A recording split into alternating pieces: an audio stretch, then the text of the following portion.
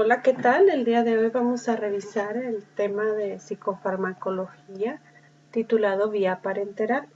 Recordemos que existen dos vías de administración de los fármacos, la vía enteral y la vía parenteral.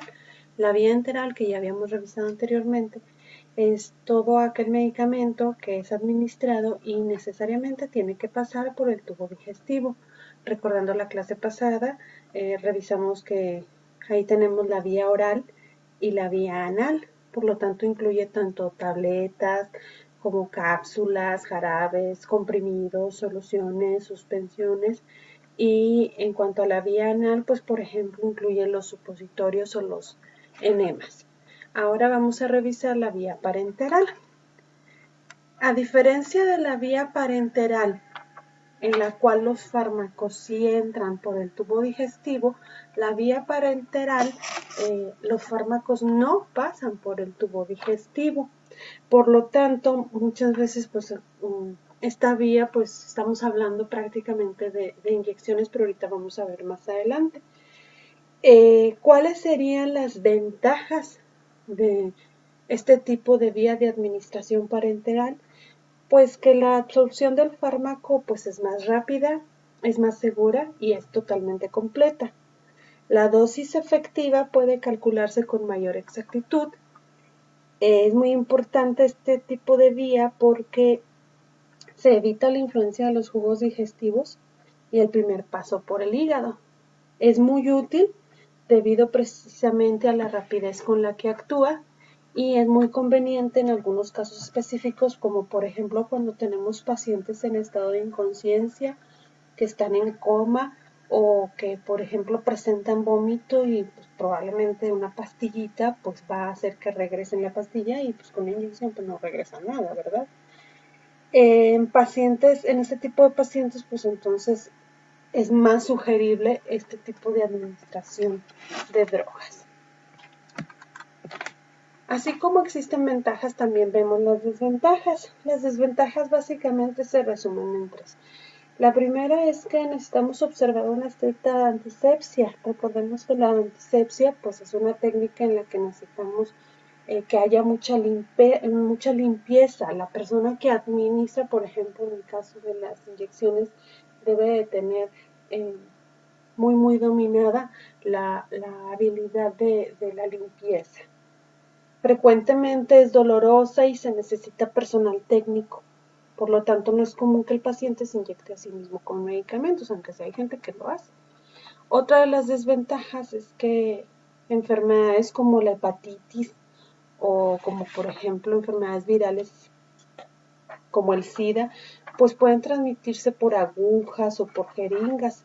Esta sería otra de las desventajas. Y finalmente, pues es muchísimo más costoso ponerte una inyección que tomarte una pastilla o una tableta. Las rutas de la vía parenteral.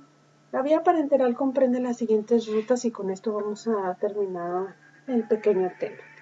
La ruta subcutánea, que es bajo la dermis, específicamente en la grasa. La ruta subdérmica, que es entre las dos capas de la piel bajo la epidermis. La vía intravenosa, que es la que se administra a través del vaso sanguíneo. Puse un asterisco aquí porque la intravenosa es la ruta o la vía de administración de absorción muchísimo más rápida. La intramuscular, que vendría siendo pues la que se inyecta a través del músculo, por ejemplo la nalga. La tópica, que esta es pues básicamente una vía local, por ejemplo las gotas que a veces nos ponemos en los ojitos, ¿sí?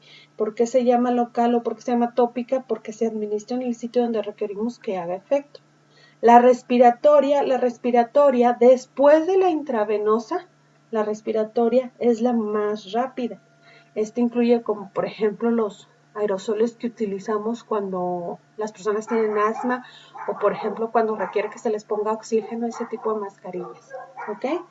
Y la transdérmica es otro tipo de ruta que comprende la vía parenteral, que aquí incluye por ejemplo los parches.